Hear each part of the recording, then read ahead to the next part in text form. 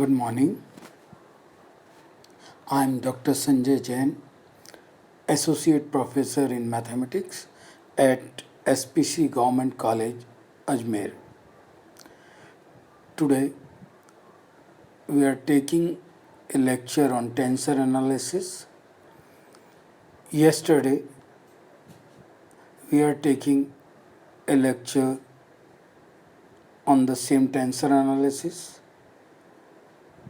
and we upload one video lecture and one PDF file to complete the first lecture. Today we are taking some important type of tensor that is called Riemannian space or fundamental tensors. So today we are discussing this type of tensors.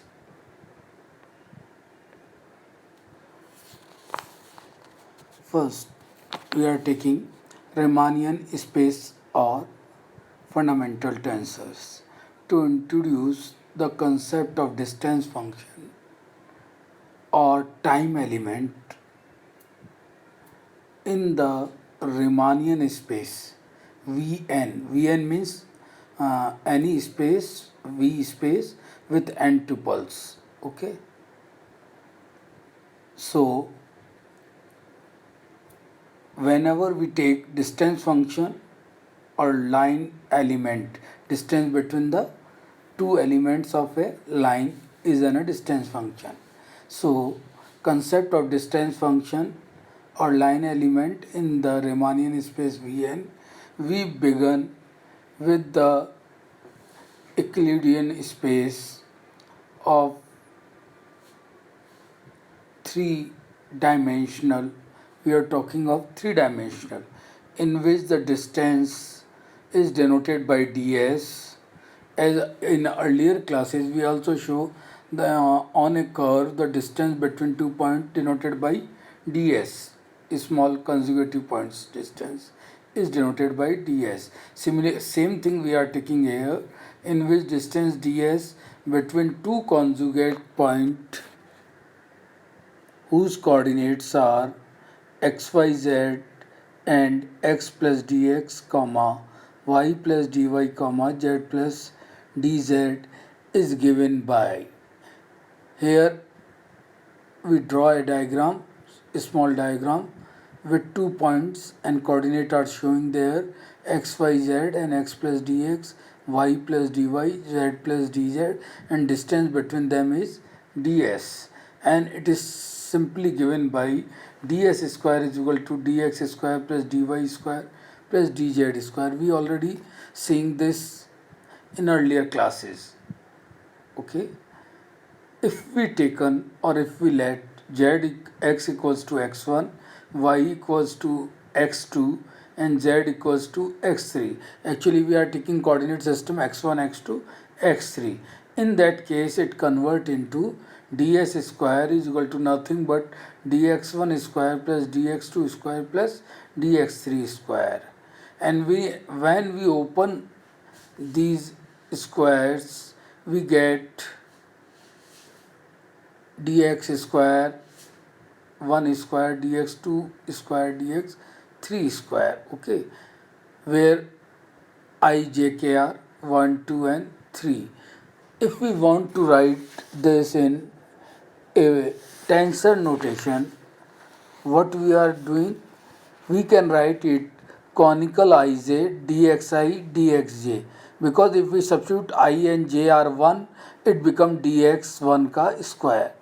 Okay, if we substitute I and j are 2, then we get dx2 ka whole square. If we substitute I and j are 3, then conical 3 becomes 1 and it becomes totally dx3 whole square. When I and j are different, then conical ij becomes 0, so only we get the square part. So ds2 can also be written in tensor notation conical ij dxi dxj. So this is a notation which we use is ds2 is equal to conical ij dx I and dxj, where ij are 1, 2 and 3. Okay, so More generally, if we expand it, in that case, any system of oblique curvilinear coordinate, let's suppose say UVW, the above relation reduced to curvilinear system. So definitely it also get the product of two different term of U and V, du dv, dv dw and dw du. So it can expand as ds2 ds square is in curvilinear system. We already see this in the earlier classes also. A du square plus b dv square plus c w square plus 2f dv dw plus 2g du dw and 2h du dv. Okay, where these constants,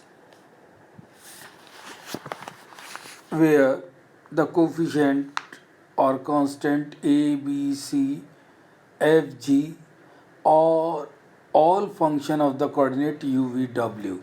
Riemannian generalized and extended this idea in the n-dimension vector space Vn. According to that, the infinitesimal distance ds between the adjacent points where the coordinate in any system are xi and x plus dxi, where I varying from 1 to n because it is an n dimensional, is given by ds square. Here gij dxi dxj, that is a very important formula which we use. Okay, so this formula for curvilinear coordinate system of n dimensional. In two dimensional, what you get? Conical ij, which becomes 1 when I equals to j and 0 when I is not equal to j. But when you are taking of n dimensional, it becomes gij dxi and dxj, where the coefficient gij are the function of the coordinates xi, I varying from 1 to n. Evidently, the square of the line element or Riemannian metric ds becomes or is a quadratic differential form of the coordinate assumed to be positive definite. Positive definite means mod of gij is equal to say some g, and definitely this is not equal to 0. Positive definite due to the space characterized by such a metric. The space characterized, here what we are taking Vn space, which is characterized such a metric is called a Riemannian space, and the geometry based upon the Riemannian metric is known as Riemannian geometry. So this all related or work given by Riemannian. He first taken the n-dimensional in case of tensors and notations. It has been assumed that ds is an independent of the coordinate system. Therefore, ds is an scalar invariant. So, this is the final ds2 is equal to gij, dxi and dxj. Okay.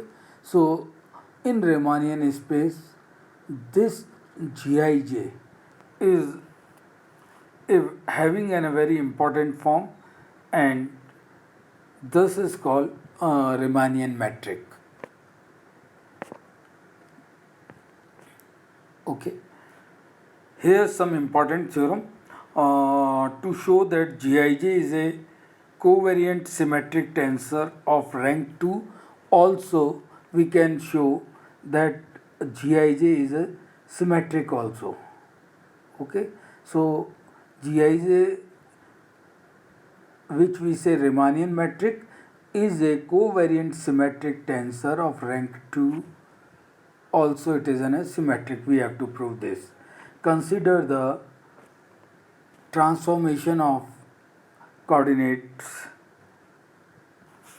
xi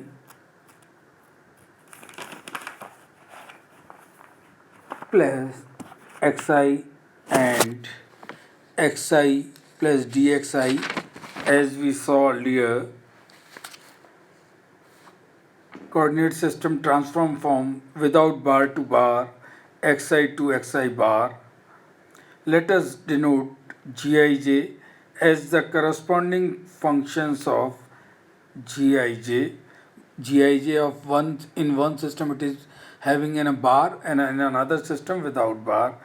In the xi bar coordinate system, as in physical space, the distance ds in the n-dimensional space is assumed to be independent of the coordinate system, that is a scalar invariant.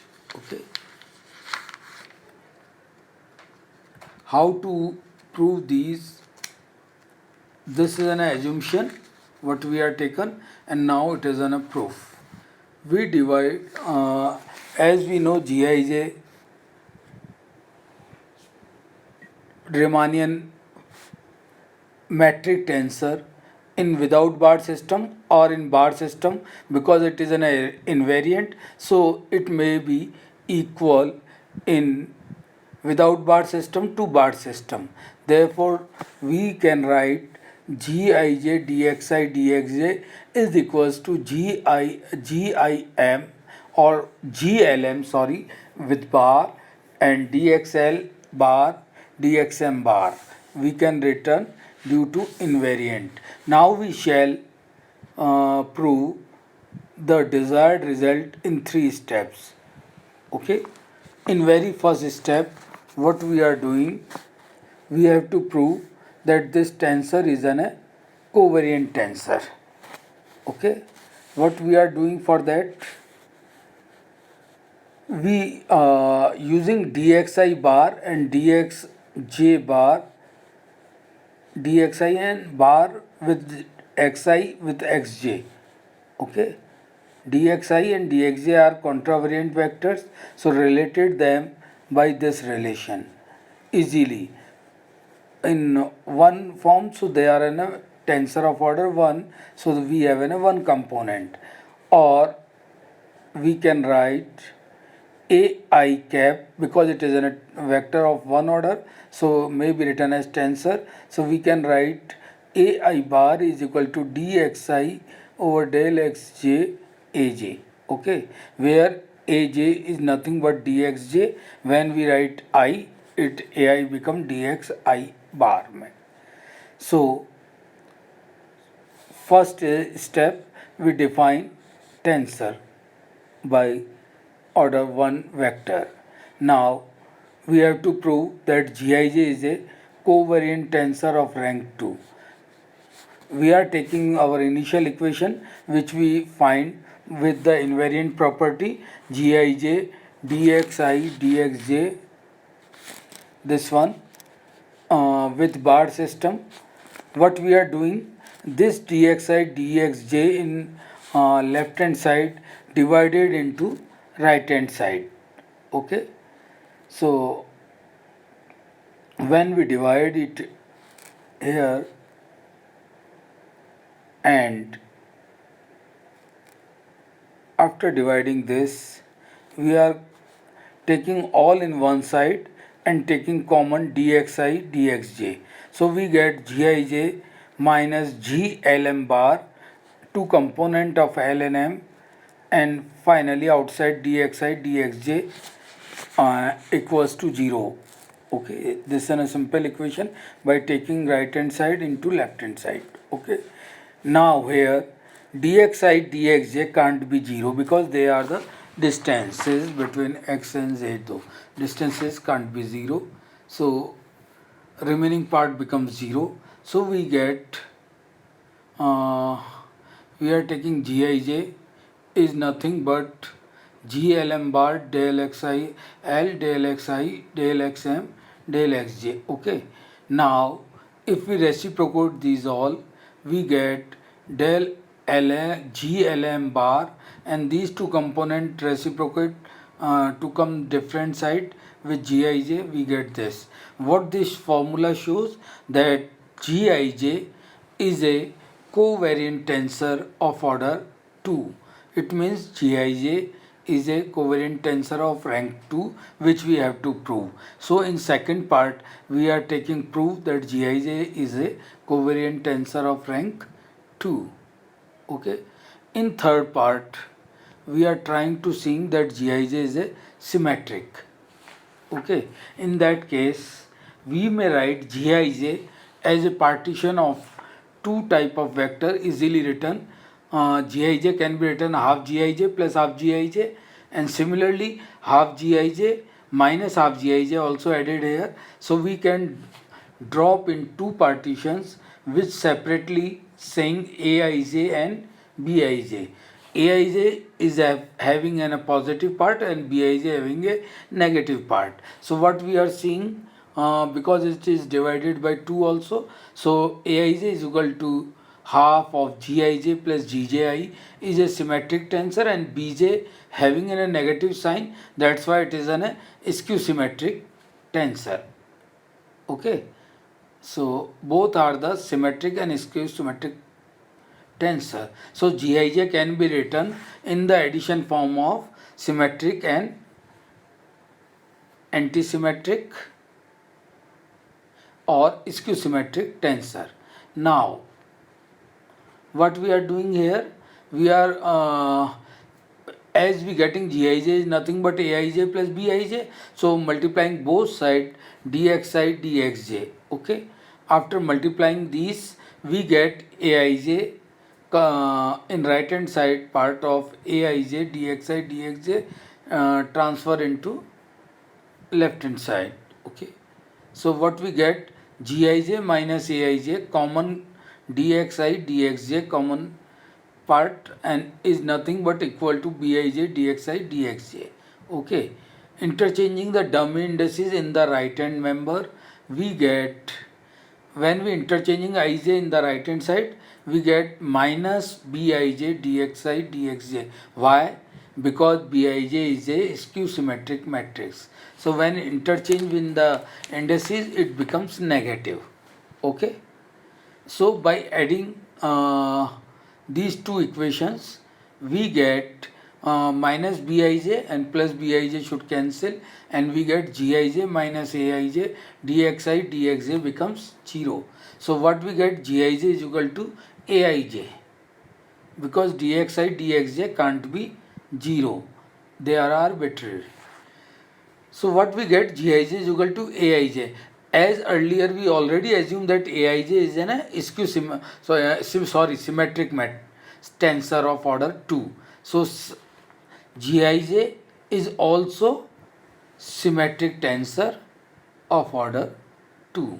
So we can prove that Gij is a covariant tensor of rank 2 and symmetric matrix. Okay. The remark is very important. Gij is called the metric tensor or the first fundamental tensor. Just remaining this, that covariant Gij is a first fundamental tensor.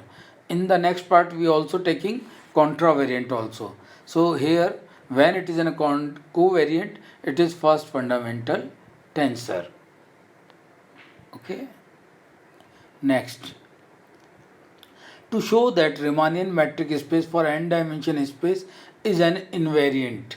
As in theorem 1 we already taken it is an invariant, and by taking invariant we get Gij dxi dxj is nothing but equal to Gij bar dxi bar and dxj bar into system. Here we want to prove for Riemannian metric of n dimension. So what we are taking, as we know that Gij is a covariant symmetric tensor of rank 2 by earlier theorem, so we can put this formula of second order covariant tensor formula. Okay, multiplying both sides by dxi dxj in the above formula, we get here this one. After multiplying dx dxj in right hand side, we separated dxj with first component and dxj with second component. By using the definition of this uh, del x alpha over d del x I bar dx I bar, and del x beta over del x j bar dx j bar, because these are the one order tensor, so it may be written as dx alpha dx beta. So what we are taken, g bar ij dxi dxj is nothing but g alpha beta dx alpha and dx beta. So these are equal in either bar system or non-bar system. This shows that Gij is an invariant, okay, which we have to prove. Now we come to reciprocal metric tensor. Reciprocal metric tensor, the reciprocal or conjugate, sometimes it is also called conjugate metric tensor, G ij, here ij in upper indices, so it becomes conjugate. Also it is a metric tensor, but conjugate metric tensor or contravariant.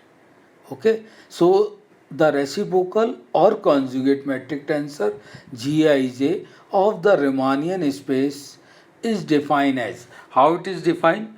Gij contravariant nature is nothing but equal to cofactor of Gij of lower indices in determinant of Gij of lower indices upon mod of Gij of lower indices. As we know, Gij is what? Second order covariant tensor, and we also know second order tensor is nothing but can be represented in a matrix form. So we can use here matrix and determinate property. Okay, so when we write contravariant Gij, या reciprocal tensor or conjugate metric tensor in terms of Riemannian metric of first fundamental form, that is using Gij covariant form. So nothing but it can be written cofactor of Gij in Gij of lower indices is can be written as Gij upper indices, and magnitude of Gij determinate value is numerical, that's why it becomes scalar, it is known as G. Okay, so first formula, G of upper indices Ij is equals to G capital Ji over G. Okay, and denominator part of G scalar should be not equal to 0, as a positive definite quadratic form can't be singular. That's why G in denominator is not equal to 0. Okay. This upper indices Gij is also known as second order fundamental tensor or conjugate tensor. So first order fundamental tensor is nothing but Gij in lower indices. Second order fundamental tensor is Gij in upper indices. Okay. So this is in a second fundamental tensor, or sometime it is called conjugate tensor. And eventually, if we multiply first order and second order tensor, finally we get conical JK. So this is a very important property that symmetric tensor both are, as we earlier proved it. So it become multiplication of these two is nothing but second order mixed order conical delta. Okay, tensor of rank 2 mixed order. This may be established readily the proceeding as in theorem 1 which we taken earlier. So this is a reciprocal metric tensor. Okay, now we are using length of a curve. Actually, in earlier classes, whenever we studied integral calculus, we are taking rectifications by using length of an arc. Similarly, here we find length of a curve Consider a continuous curve in a Riemannian space Vn defined by xi is equals to xit, where xi are the coordinates of a current point on the curve, which is, and distance between is denoted by ds. As we earlier know that ds2 can be written as gij dxi dxj, okay, because it is in a square form, so we can write by taking under root, we can get ds is nothing but equals to under root dgij dxi dxj, okay. Consequently, we divided by dt in both side. So when dt going to the inside the square root, we have two parts of dt, and this equation can easily understandable. ds by dt is equal to under root gij dxi over dt xj over dt. This is the length of the curve between the points corresponding to xi coordinate system from t0 to t1. To find the length, we integrating both sides with the limit t0 to t1. If s is the distance between t0 to t1, so integrating ds by dt is denoted by s. By integrating this, dt coming this side, so this become an integral form which we earlier studied in the calculus. So here we involve fundamental tensor, okay, for the length of an curve. In general, if we replace t1 by t, we get s is a function of t, and therefore the coordinate xi of a point on the curve may be expressed as function of the arc length s of the curve measured from the fixed point t equals to t0, okay. So here some remarks. When we take ds2 is equal to gij dxi dxj, ds2 can be divided in this side, we have mark an arrow, and ds2 can be written in the product of ds. So we get 1 is equal to gij dxi over ds dxj over ds, sorry, okay. So this shows dxi over ds and dxj over ds are the component of a unit because it becomes 1. So it is a component of a unit covariant vector, and the value of this vector at any point of the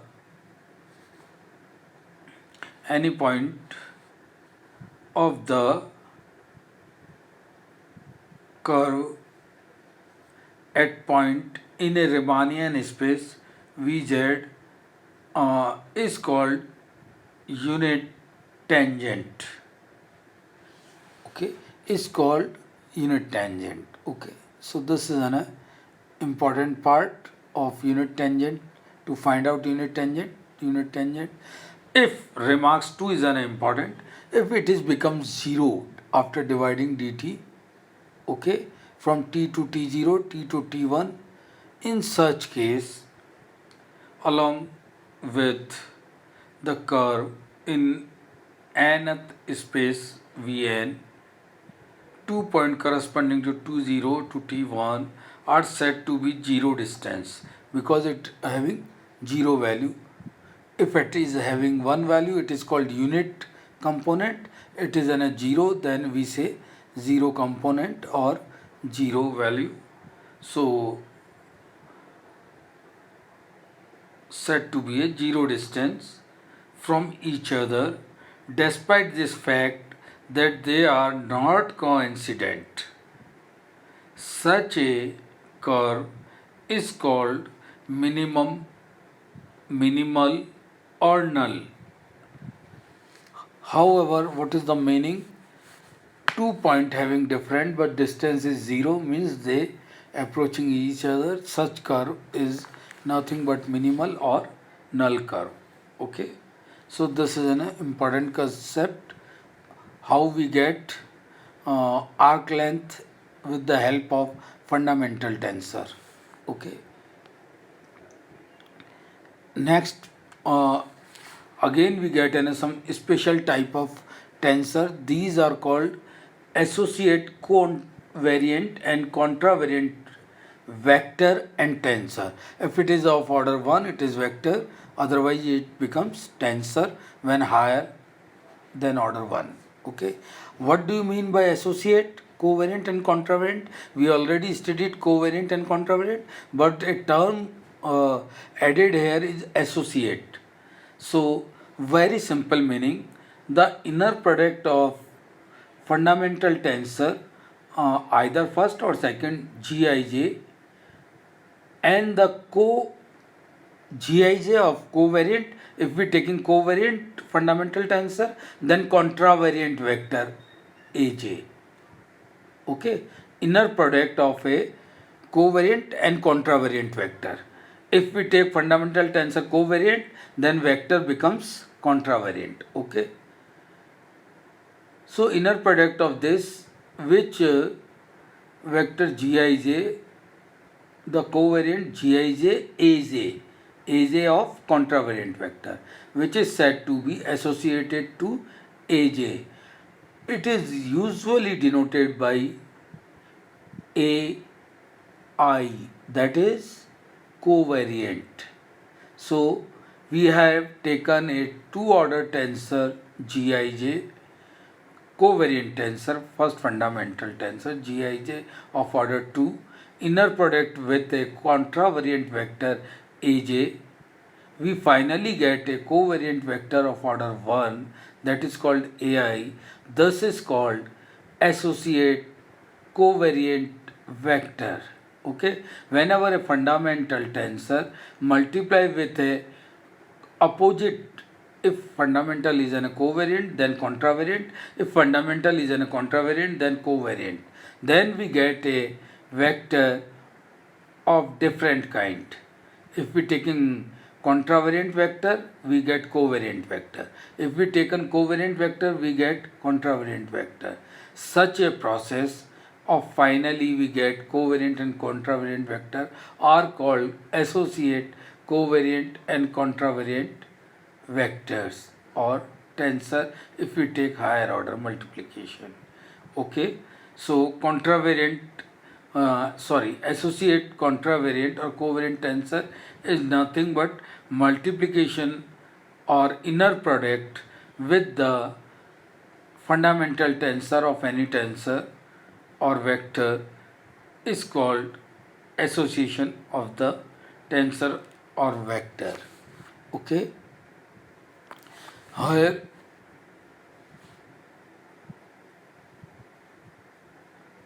we are taking when